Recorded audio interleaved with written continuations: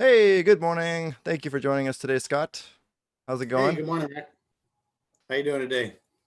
I'm doing pretty good, pretty good. It is 10 a.m. in the morning, so I just woke up, had my coffee, little minion guy here, and yeah, just getting the day started. I'm on the other side of the earth and just wrapping up the end of the day. Awesome. Sounds good. Where are you at right now? I'm in Minnesota right now, Minnesota, United States. Yep. That's awesome. How's the weather over there right now? It's rainy and wet, kind of cool, maybe 40s Fahrenheit. Oh, not bad then. Is it pretty rainy over there right now, or? Right now, it's all our snow is melting and spring's just coming, so it's kind of the rainy season here. We get a lot of moisture in late March and April. Yeah, I've never been to Minnesota, but I heard that's very, very sort of naturific. It's naturific, but the winter's brutal. It gets we have below 0 days for weeks on end, and it's not great in the winter, but spring, fall, really nice, and actually quite hot in the summer, if you can believe it. Yeah, that's a great time to go ahead and do the NFT hunting, though, right? Yeah, yeah, absolutely. Perfect time. So, anyways, I just want to bring you on the show today to talk about your new project, TZdropz, and kind of explain sort of why you decided to come out and sort of share yourself with the world. To sort of talk about your background a little bit today and what your goals are for TZdropz. So, I think today, before we get started, let's go ahead and hear a little bit about yourself. What is your background? I took a look at your LinkedIn profile a little bit, but I just want to hear it from you. What was your background? What brought you to Tezos? And what brought you to go ahead and bring about this amazing product, TZdropz? Sure. So I have a background in IT. I've been working in IT since 1996. Started an internet service provider and ran that for like 12 years. We were one of the largest regional internet service providers back in the day. And back then, it was dial-up internet. There was young people like you probably barely know what that's all about, but your phone called in and made obnoxious noises, and we ran those servers back then. Um, so I did that for about 12 years, and in the process of that, we developed websites and whatnot for early days internet. Um, and I really kind of like tinkering in the development side, prior to that I was mainly doing administrative work. So about 12 years in, I sold my share of that company off to my business partner and actually went to school to be a developer. That was in the early or mid 2000s. And so then I went to get a degree to be a developer. And then right out of school, actually, before I even finished, I started as a software engineer for Nagios. And for those not familiar, Nagios is a worldwide, they're a monitoring solution. So they monitor IT equipment, servers, routers. They're used by almost every major company worldwide to monitor some type of servers or sensors or whatever. So, anyways, I worked at Nagios, developed a lot of cool software there, um, and then I kind of moved up through their chain relatively quick and was CTO there for about 6 or 7 years, and then backed off as I was getting ready to retire. Was a DevOps engineer for the last roughly year. Just kind of backed out of that senior role just as I was letting someone else come forward, and then I retired.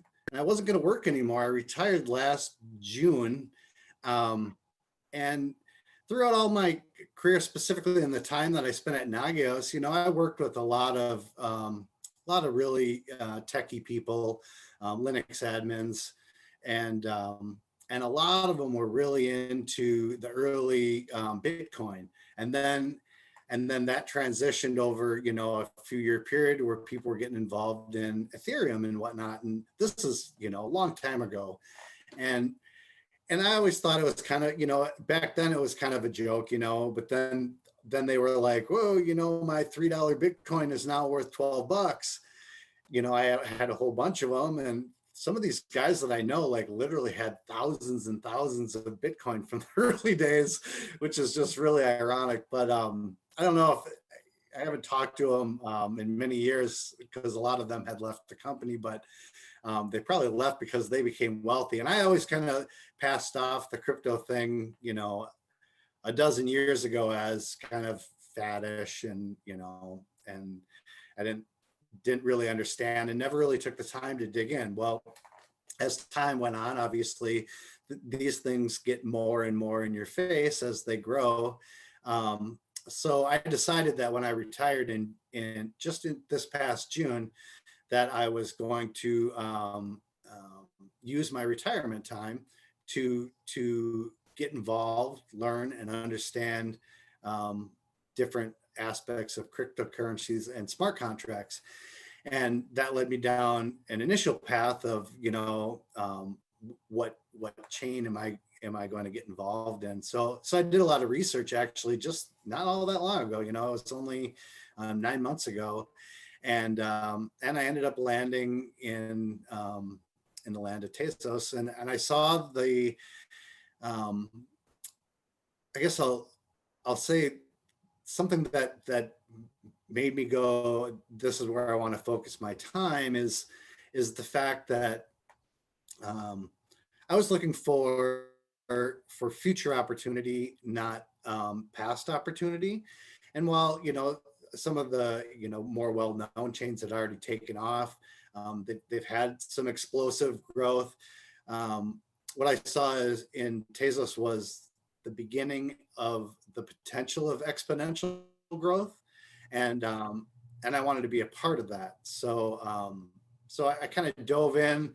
Still didn't really know anything about you know, blockchain programming, but I dove in and started playing around with some DeFi on Tezos, and then I got familiar with you know, different members of the community and started to learn more. Got into NFTs.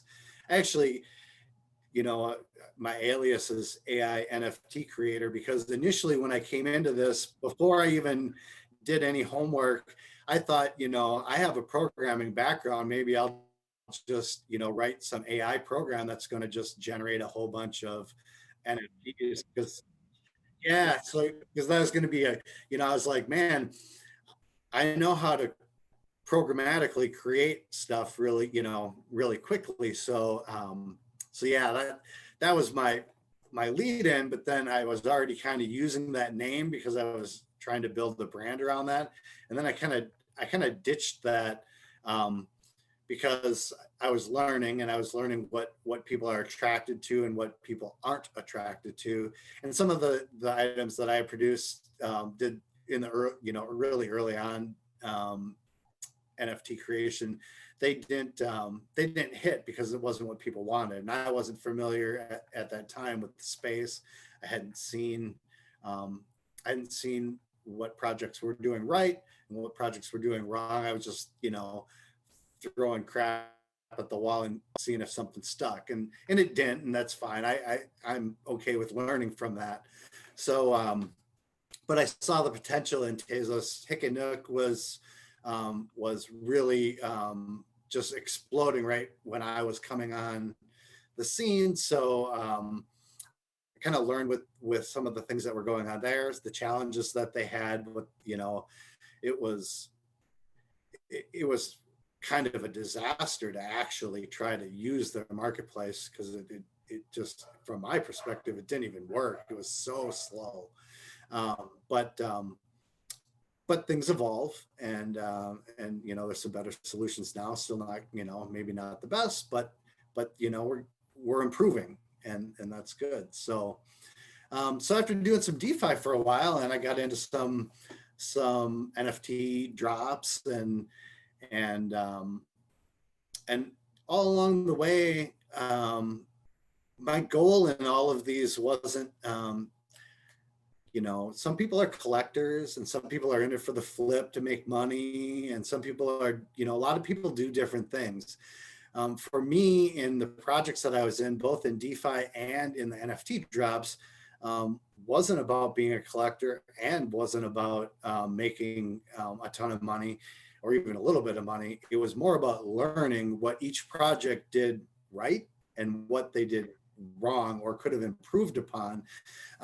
So over the last 9 months, I've been through a fair amount of these and have been picking up what, from my background, leading teams and working in IT, seeing, where projects could have done a lot better.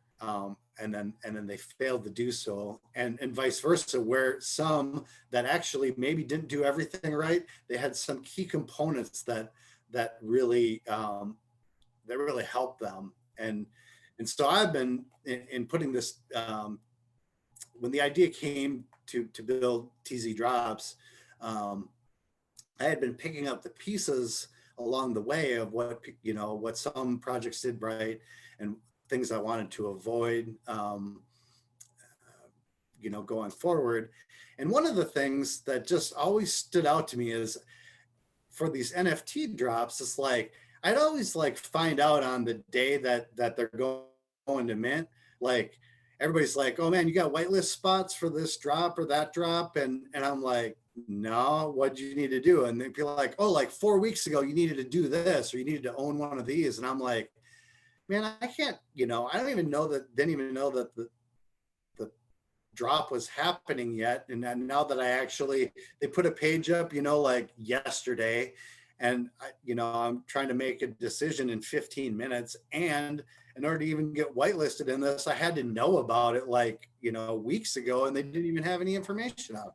So that was the first thing that I'm like, man, this would be way better if there was like one kind of central entity. Not everybody has to use it, but if there was like a central whitelist entity where people are like, man, I want to be on whitelist for these big drops when they happen. And so that was the first part of the idea, was like, if I could create this collection of buying power people, right? These active NFT enthusiasts that they want to be whitelisted, and they want to buy a lot of these projects. I mean, if your project's garbage, they're not going to want to buy that, but they want to be able to, go, yeah, I'm on the discounted whitelist for that project, and I didn't even have to do anything about it. I didn't have to think about it. And if we build that community, we can take that to new projects that are, that look good, that are up and coming, and look like they have a decent foundation planned, and we can get them whitelist access, and then it's up to them to decide whether they want to buy or not. They don't have to buy, but if we can take that to the project owners, whatever NFT project that I know of wants to do out of the gate is sell out, and sell out fast. I mean, if they're not priced right, or if they didn't build enough hype, or didn't set it up right, they're not going to do that, and that becomes a real Achilles heel for them. So as we grow, I mean, TZdropz is 30 days old today. We just launched our staking platform, and if we grow and we have these active enthusiasts, the projects that come on board with us, they're going to have literally hundreds. Well, we already have like 500 active wallets that are whitelisted on these on the partner projects that are coming up. So right out of the gate, that they got like 500. Maybe next month it'll be 1,000 people that they're burning ready to buy if the project looks cool, and that's cool for them. They can come in, partner with us, and we do some promotion for them, and then Yeah, you could build the I think tool it's set cool. and everything for them to do the promotion as well, so that adds that value as Yeah. well. So it's good, and it saves the end user a lot of time, because we're always trying to find the next project. But now that NFTs are exploding like crazy on Tezos, and it's cheap enough that I think it's more sustainable. But people have enough. I mean, it's not that much money to get in these projects. No, not really at all. I mean, you can be, just a little weekend warrior with $50 and go and buy something And, and if you want to keep it, you have a cool piece of art. If you get lucky, you might be able to flip it, and then you can buy 2 pieces next week, you know, in the next project. So yeah, there's, everybody's got a different strategy. Some people are buying holders. They love the art, and that's cool.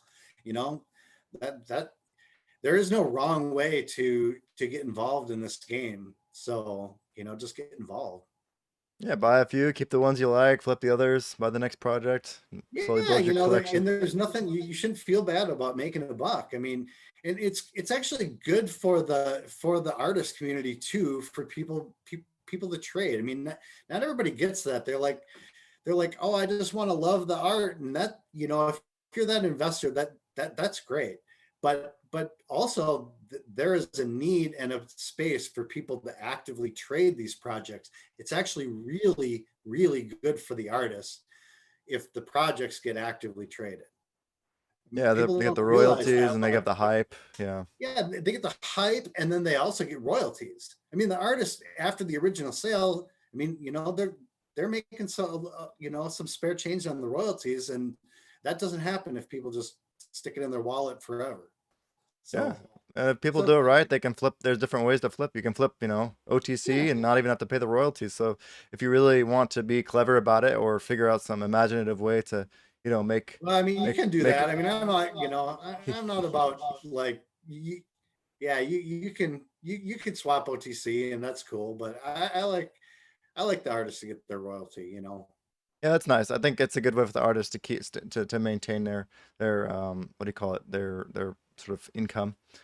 Yeah, I mean, they Yeah. get a little bit of income, and a lot of the projects too do have ongoing expenses. They might have, I mean, even if you're talking about paying Pinata to hold up your to keep your IPFS stuff pinned. I mean, it's a couple bucks a month, but if your stuff gets traded a couple times and you have a 5 to 8% royalty or something on there, you get a couple bucks coming in after the fact. So yeah, it's cool. Ooh, cool. So I was kind of actually we kind of talked about the second question I was going to ask you. I was wondering if you have any sort of secret information you want to share about TZdropz. I know you have an upcoming artist you're going to drop. Do you have any secret information you can drop for the subscribers? Yes, so we actually just released it on our Discord. Maybe Matt can post some or a Discord link in the description below. But we actually we got all of the artwork from the artist 2 days ago. Let's see, wait, today's yesterday. Got it all yesterday. It's really cool. We're dropping a collection, a TZdropz exclusive collection called Parrots, and it's actually I have a 22-year-old parrot. His name's Samson, and so it's a little honor to him. But 22-year-old. Do they live that long? I did not oh know yeah, that. he'll live to be 80 easily. So yeah, Wow. he'll Like in outlive parrot years 80, or human years? 80 human years. Oh, So he'll wow. outlive me, and I think that was I did not know that it, about it parrots. yeah, they're really long lived, and I thought that was kind of a cool homage to our first NFT drop, because just like the fact that Samson, my parrot, will in all likelihood outlive me, and others will be able to enjoy his company. The parrots NFTs that we drop in early April, um, the art itself and its existence on the blockchain will likely outlive all of their original owners as well. So that's pretty cool that we're going to start with that. So we the artist is his name is Damien. I'm going to butcher his last name. He's Guziak Art. He's the artist for, he does cover art and merch art for Slayer, Sabaton, the Ramones, and he's also did all the art for, it's a Ethereum project, but it's the Wicked Ape Bone Club. It's got like 7,700 ETH volume um, on that project too. So the art's really cool. We actually posted some sneak peeks um, of the one of ones that we're going to put in the collection on our Discord. So yeah, if we post a link there, or they're on our Telegram as well. But he delivered just an awesome set, and then I took it and I couldn't resist. I wanted to just make it a little bit more special. So we took all of their 10,000 generative collection of PFPs, parrots, and I took all of the base art that he sent over, and it decided that I wanted them to be a little bit more exciting. So we wiped all the backgrounds, and they just finished running while we were talking. I have all video background. So basically, everybody that gets a parrot, one of the parrots collection, is going to get a MP4 that's got an animated feel to it, and then also has the static version, the static PFP that they can use, for their profile. Yeah, so it's like a twofer. You get the flash, on the marketplaces if you do decide to sell it, and when you're browsing them, they're really neat to look at. And then, but then you also have that static image that can be used as a Twitter profile, Discord profile, Oh etc. wow, that sounds really Yeah, exciting. Is there any sneak peeks in the Discord chat? yeah. There's some sneak peeks of the parrots in Discord, and in Telegram. It's a pinned post from earlier this morning. So yeah, the parrots collection's probably several weeks out before we'll actually release anything. We still have, while the art is done, I still have a bunch of work to do for everything else that goes together in the project. I mean, everybody's like, "Oh, just make some art." I paid an artist to make some awesome art, so that part's taken care of. But there's still, rarity websites, the regular website with information, and then building it up. Obviously, we have to promote it, get the word out, and can't do that until we have all the pieces together. So it's going to be several weeks, but yeah, we're really excited. It's going to be awesome. And so another thing that's really cool, and we didn't really talk too much about how TZdropz works yet, but it's kind of a community of people that hold specific NFTs. The top level of that is a diamond NFT, and that gives you a free copy of things that are exclusive, like these parrots. So for every diamond you own, you would get one free parrot. And then in addition to that, it also has a revenue staking component where the people that hold those diamond passes get to share in the royalty revenue. And when the parrots come out, a portion of that royalty revenue is going into the diamond pool as well. Yeah, so that the pool is going to grow, making those diamond passes more lucrative for the holders, and then that's going to make them more attractive, so more people want to get diamonds, growing the community. So we have even a bigger set to share with other projects as they are looking for active members of the community to whitelist in their projects.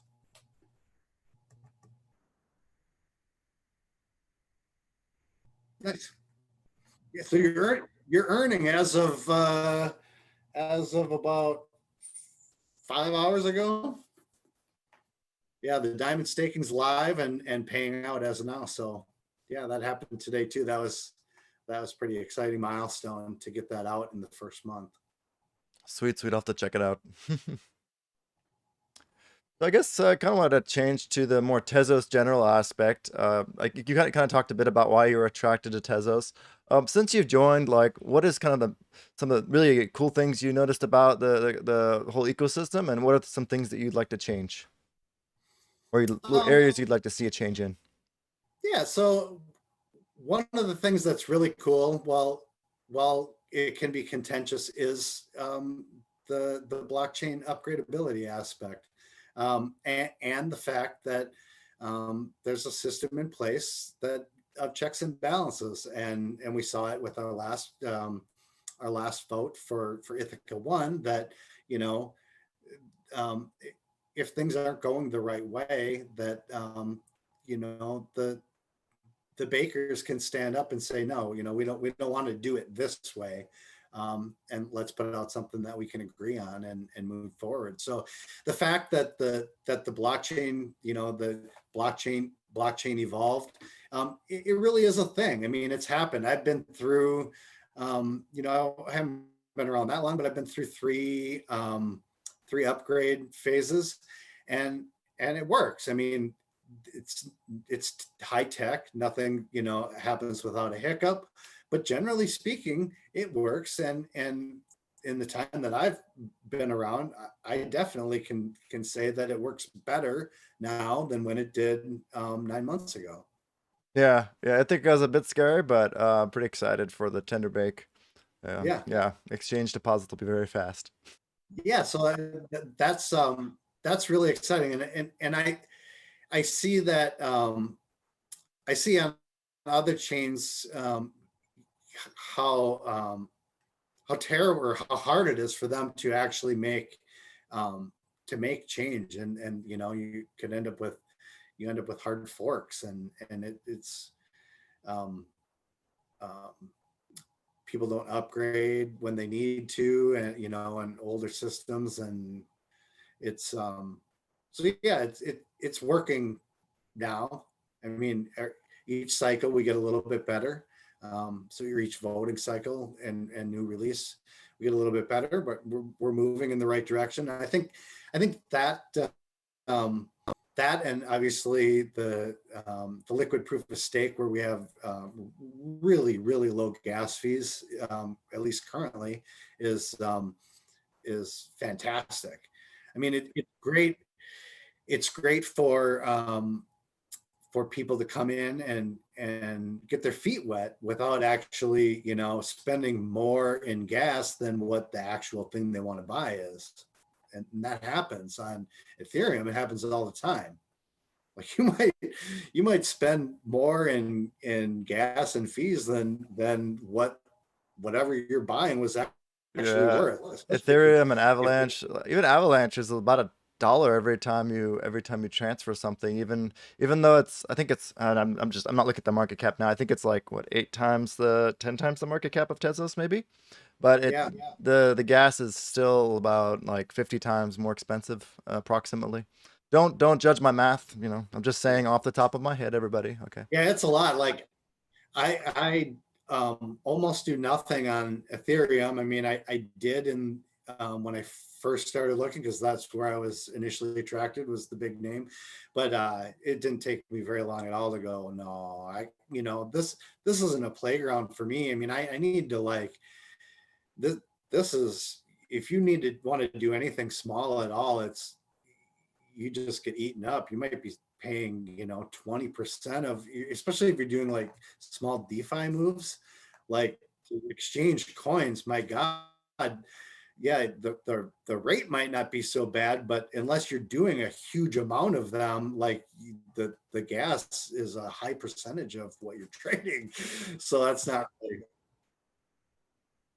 yeah, you have to be doing a lot in each transaction. Then it maybe it wouldn't seem like so much, because it would be a fraction of a percent. But with small, if you're moving small funds around, it's not good.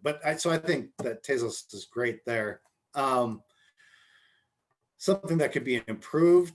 Um, Certainly the developer documentation, state of affairs is, it's completely horrible. I'm a dev and have been for a really long time, and there's some information out there, but it's like, it's really vague, and it goes 17 different directions. So there's not a very concise um, entry point for someone that wants to come in and start developing a project on Tezos that, and there's not really a ton of help. I mean, there's help out there. There's people willing to help you in the community, but as most developers like to, do some research, look up the tools that they need to do or use to accomplish the job, and look at some examples, and then they can figure out what they need to do. They don't need all of the hand holding all the way, but when you do try to do research like Google, some sample apps, I mean, it's either all the way sample, like this makes a connection to a wallet and that doesn't do anything, or it's the other end of the spectrum of it goes right away from the DApp portion all the way to this is how you write a smart contract. It doesn't There's not a lot of info. Baking is not great either. It's Yeah, okay, but there's it's not a lot not of it's not info on great. doing the intermediary part, and I think to get big growth on Tezos, we really need to make that that needs to come to the forefront. Someone, be it a community member or the foundation, needs to put together some good guides and get more information out there. And I understand that as the community grows, some of that kind of organically grows because people ask questions on Stack Overflow or different developer places, and you can find some answers there. But right now, there's very limited resources. It was hard for me to kind of put the pieces together, mainly probably because I'm not really a Node.js guy, and so I mean I've done a little bit there, but most of my development work is in other areas. So that is what everything basically runs on. There's some ways around it, but I messed around with the Node.js and the Python a little bit, but at the same time, there's no way I couldn't really tell which one's better than the other. And then the Python, it looked very, very like the interface was very, very techy, and it wasn't very intuitive. So that kind of confused me a lot of times. Well, so for smart contracts, there's the Smart Pi. Again, actually, I think that I wrote a contract in there and was able to get it deployed. Yeah, it's not even with that. So for the smart contract there, while all of the technical aspects may be documented, the examples don't really they leave you wanting to understand what's going on. Like there's like a full example, or there's a blank slate and some documentation that doesn't really have anything in between there. So that's that could use a little more like walk through, learn how to write some stuff, some smart contracts and Smart Pi. And I think that if those tools come along with some more introductions, maybe walkthrough video type things, that people get there. There's more and more kind of showing up on YouTube every day. Yep. I was making some for the basic users, and then I also made some for baking. But yeah, it got a reasonable amount of views, and I've had a lot of people come to me and asking me about baking questions. At least 3 or 4 times a week, someone emails me a question regarding baking. So it's very, very. I think the YouTube is a very, very important outlet, but I don't see many people using it on Tezos. So it's kind of funny. I stumbled across. I was doing some research to figure out how, what was going to be required for the Parrots NFT drop and making the art. Cause I didn't, at first, when I hired the artist, I didn't know how he was going to deliver it. He's a Polish artist, and while we communicated really well, and he came to my vision really quickly. While I asked how he was going to deliver the art, if it was going to be layers, of PNGs and whatnot. He said, yeah, but that's actually not what he gave me. But he gave me everything that I needed. But anyways, while I was looking for what I was going to need to regenerate the art, because I wanted to put these cool backgrounds on there, I came across a YouTube video, and it was the guy who did the Mechatron canine drop, and he did like a multi-hour coding session while he took the Hashlips art engine and converted it to Tezos and posted it as an open source project on GitHub. So that's really cool. And I actually used his project, um, to deploy or to create the art and the metadata for the parrots. Yeah, it was really cool. And so shout out. It's Vivek's Coder, I think is what his GitHub username is. But it's he did the art for Mechatron's K9. Not the art. He did the dev work for that. Yeah. I've noticed other artists that are doing like similar things on YouTube, and that's like the only real YouTubers I see that are doing things for Tezos is art or the generative art. Searching, I was trying to search around to see if there's anybody who kind of doing something similar to me. I'm trying to make tutorials, but I couldn't find anybody. But then I see recently there have been a lot of artists and like you were saying Mechatron, who was making these YouTube tutorials. I think that's really really great.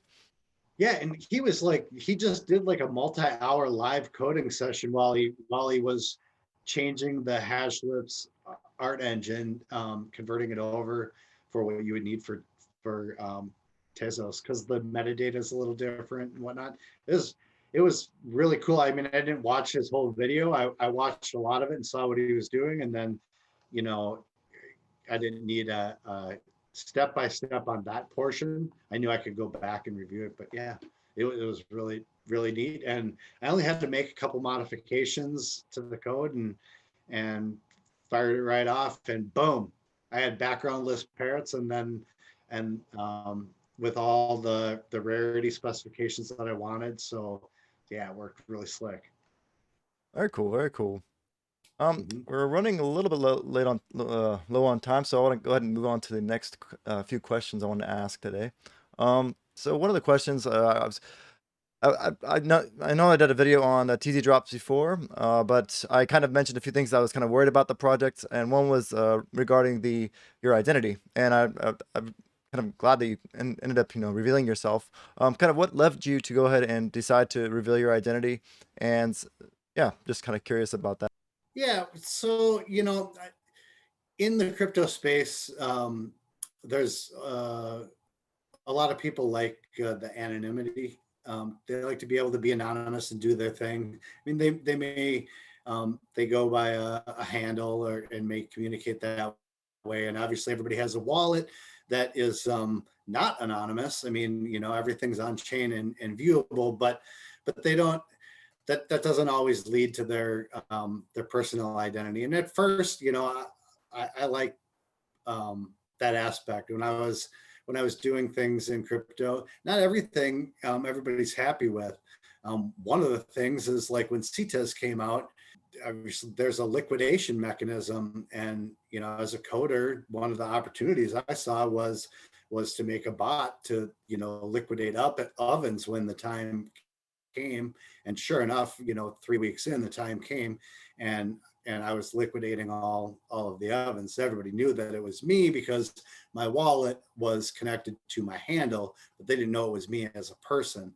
And that's not something that's wrong. Somebody is going to liquidate those ovens no matter who it is, but that doesn't prevent somebody from being pissed at you for taking a little bit of their money, even though somebody was going to take it. That said, when we launched TZdropz, at first I just was staying under my handle, and I've been around the Tezos community just as AI NFT creator for quite a while. There's a lot of people that that know a lot of the spaces in which I'm invested in, and they aren't small investments. So I didn't exactly, I didn't want to I didn't want to expose myself to the greater stalker, but having come out with the project myself, and a couple community members had mentioned, including yourself, Mac, in one of our DMs. You just asked if I, had any intention of revealing my identity, and I thought about it long and hard, actually, for a couple weeks, and I came to the realization that while the project was doing well, having, people know that there's a real person that does have a real project management background, IT background. I've been a C-level executive for many, many years. Knowing a real person's behind the project, I think will give people a little more sense of security and want to invest and take part in the project. And that's why I did it. I mainly I told everybody who I was because I want people to have faith in the project. And I believe that it's going to help it grow even faster. So here Yeah, I am. I'm really excited, man. And now that, now I don't have to come on, do a YouTube interview with you with like an anonymous mask on or something like that. I can just be me. So yeah.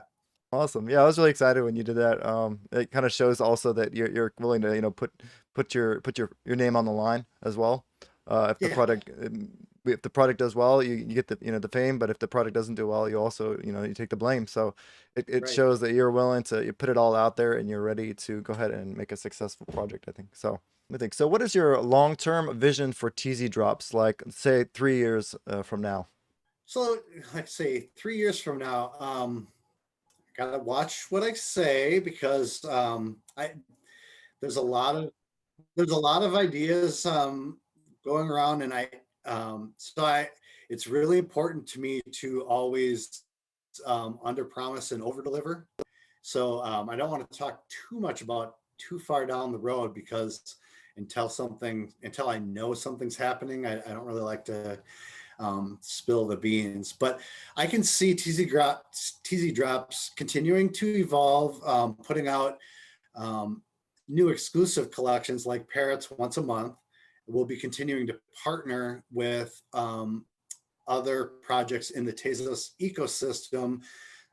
Some of them will be NFT projects. Some of them will be games. Others will be DeFi projects.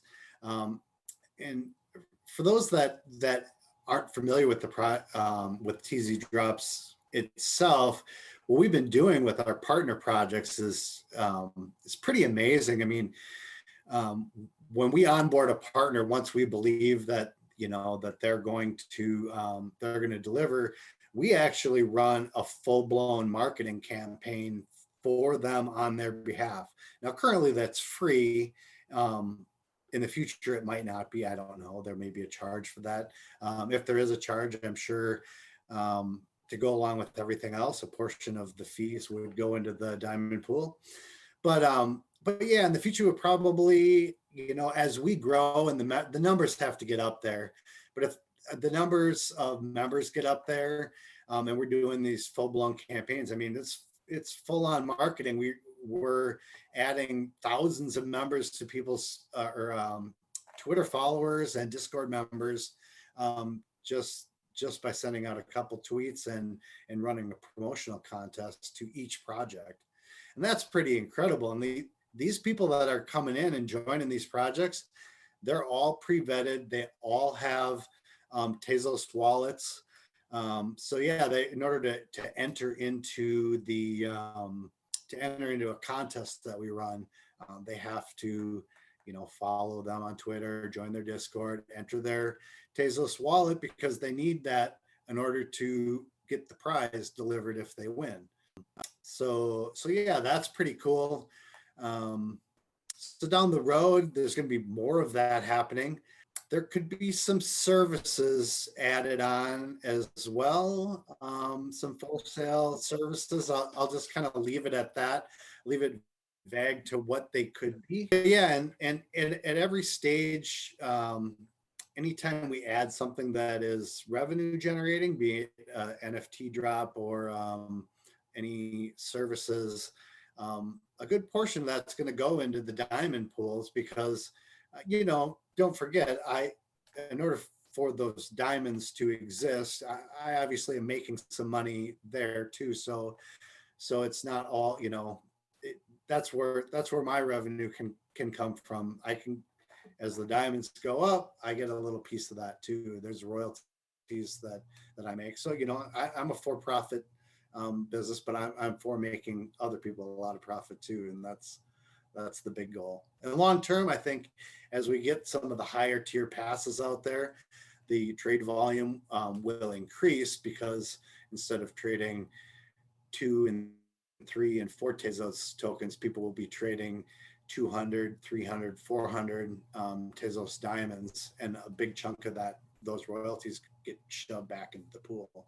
And everybody knows that at one time or another, you're holding something and you're short on a little liquidity and you're like, well, man, I'm just going to sell this right now so I can get this other thing, or, so I can cash a little money out because I'm short right now. And then they come back later. But in TZdropz, that means more revenue for that diamond pool. So that's pretty exciting. And it'll happen, people will roll over and then come back, when they get liquid again. So Yeah, if you sell your diamond for 200 Tez now, and Tez goes down to $2, and you can buy it back for 200, you actually still made some money. So yeah, right. And you got liquid, you got the the funds you needed for whatever you needed it for the time, in the interim. Yeah, someone else got a diamond, but eventually, so yeah, all that's going to feed the diamond pool. We want to keep those diamond holders just awash with revenue coming in, because it's unlike a regular standard DeFi. This is revenue share. It's not like we're paying out in a token that's deflationary. The money that gets paid out is in XTZ. We're paying Tezos out when you click the claim button. It's Tezos that's going right into your wallet. So that's pretty cool. yeah, that is pretty cool. I remember before when we were saying we needed a wrap Tezos or something in order to make out payments in these things, because the Tezos didn't have the entry points or something. And I now see people doing like Tezos payouts, and I'm like, wait, why did we create? What was the point behind CTES? I thought the whole point behind CTES and WTZ was because we couldn't do these farming things with Tezos, but now people are doing it. So that kind of confused me. But yeah, there might be. I mean, I'm not a full-on DeFi contract creator, so there might be a technical reason why it's easier for some of those things to happen with those coins. But clearly, well, these pools are slightly different than standard DeFi because you're not we're paying out XTZ, but you're just staking single-sided. You're not like liquidity farming. Anyways, it can happen. It does happen both on TZdropz and GIF. They pay out the same way. speaking of GIF, I kind of wanted to hear from. They're awesome. Yeah, I actually wanted to hear about sort of two things. So what are you really excited about with your current partners, and what are you guys working on, as well as what kind of future partners are you looking for? Who would you like to reach out to? If anybody's watching this video, who would you like to hear from in particular? So yeah. So let's see. We got a couple of projects coming down the pipe that are just various NFTs, some music NFTs, and some other PFPs.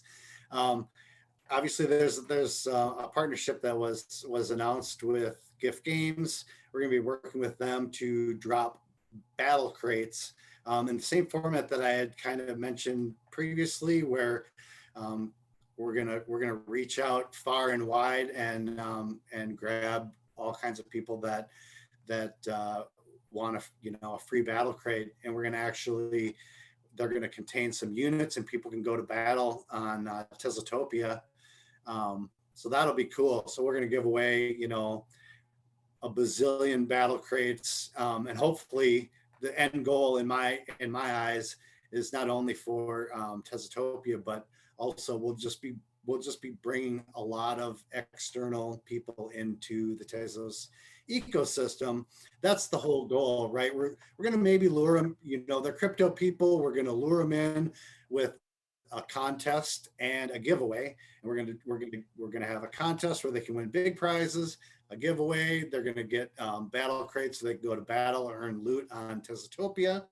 And all the while, we're gonna bring all these people into the Tezos ecosystem, and they're gonna make a couple transactions because they're gonna get some free shit, right? And they're gonna make a couple transactions, then they're gonna be like, wow, I only paid, you know, half of a penny to, you know, to trade something on Tezos where they're used to, you know, Ethereum where it costs $50. And, you know, then they might look closer into the other projects here, and that's great, you know. So that's big coming with GIF, and I'm looking forward to working with them. And Yeah, I as think for it's very upcoming, important to bring people from other ecosystems, other blockchains to Tezos. I think trying to focus yeah, too much on bringing new people into crypto, I feel like that's not a waste of time, but I feel like larger market caps could take care of that much easier because they have yeah, names out there, like their name is out there in the top 10, you know. yep. But for Tezos, we can easily just leech all these other, not leech, but we could pull other Yeah. people from other blockchains quite easily using a little bit Yeah, of because SEO. once you're into crypto a little bit, you know, you understand some of the basics. They just need you to learn, you know, how to get their Tezos wallet, and then they can do stuff here. You know, transfer a little bit of money in, and you know, a couple bucks even, and they can do stuff here. So that makes it easy entry point. As far as projects that I'm looking to work with, well, we have there's another game on the horizon that's coming. So that's not all concrete, but yeah, there'll be another game where we'll be bringing people into the ecosystem there. But other NFT projects or even DeFi projects, you know, we can work with that too. You know, like we're all about building, or I'm all about building the Tezos community. So yeah, if we can do something with a DeFi project, like someone's going to launch something, and I just want to make sure it's you know, seems on the up and up. I mean, we you know, we're never going to be 100% perfect on our guesses for partners. Everybody needs to do their own research, but I'm not going to promote something if I believe that it's if I believe it's complete garbage, then I'm not going to promote it.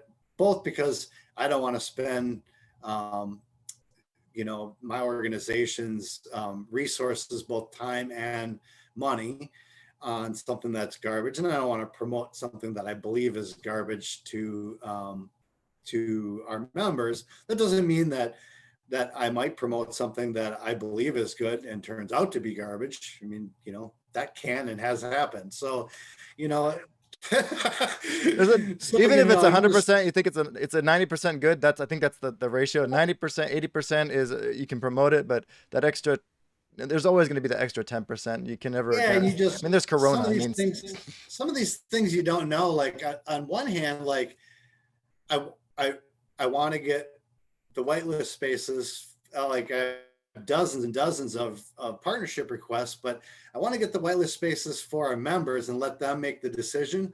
But I don't want them to be pissed at me because they think that I like told them to buy it, right? So like it's one thing to have the whitelist available and then you decide to use it, and it's another thing to, you know, to think that I think that everybody should buy every project. I don't. You know, I want everybody to make their own decision, make a smart decision, as smart a decision as they can. Sometimes they'll be good, sometimes they'll be bad. Um, but so as far as potential partners that are watching this, you know, bring me what you have, but not before you have anything. I get a lot of partner requests of like, man, I want to launch this thing and it's going to be so cool, but I don't have anything. I don't have a website. I don't even have a picture of a thing that I want to do, or not even a sketch on a bar napkin. I'm like, you know, just, you know, come back and like, 3 months. Like, you got to put a plan together. Cause I'm not going to build it for you. If I was going to build it for somebody, I'm going to build it for me. Yeah, I could think of a few products that could use your particular skills, as well as the partnership with Tezotopia and the ecosystem partnerships. I mean, you've CTO experience, right? You know how business Yeah. works. You also know how technology works. You know how to get people. You also, I know you like you pay for certain tooling that you can share with your partners, right? So I think that's a very these marketing tools are very expensive and they're kind of risky if you don't know how to use them. So Yep. it's very, if you need somebody for marketing or if you want to promote your product, if you already have a really great product, spicy swap. Well, I think their UI could be a little better, but anyways, I think like those kind of people who need Yeah. marketing boosts and need, ecosystem help, I think that you could provide a lot of services to them. So I'm very excited to have you sort of reveal your identity, and we all know that now you have like CTO experience, and Tezos is very, very exciting. Yeah. It's cool. And I'm excited to be part of it. And this is my new career now. So, while I still plan on kind of being retired, Tezos crypto that's it for me. So Well, it's good. It's glad you found a great hobby to live out the what do you call it? Live out your retirement, sort of. yeah, live out my golden 40s. Well, I guess we are running low on time. I think that's pretty much it for all my questions today. But yeah, thanks for joining us today. And if anybody wants to, reach out to Scott and talk about partnerships in the future, feel free to jump in their Discord. I'll leave a link in the description, and I'll also leave a link to their Telegram in the description as well. So yeah, thanks for coming today, Awesome, man. Mac. Yeah, it's great to virtually meet you today, and thanks for having me on. Yeah, and I'll catch you all later, guys. Peace out. All right, peace out. Bro, we need to pump it. Everybody, go to the Twitter and the hashtag the things. Pump it. Pump it real good. We need a good pump. Everybody deserves a nice Tezos pump.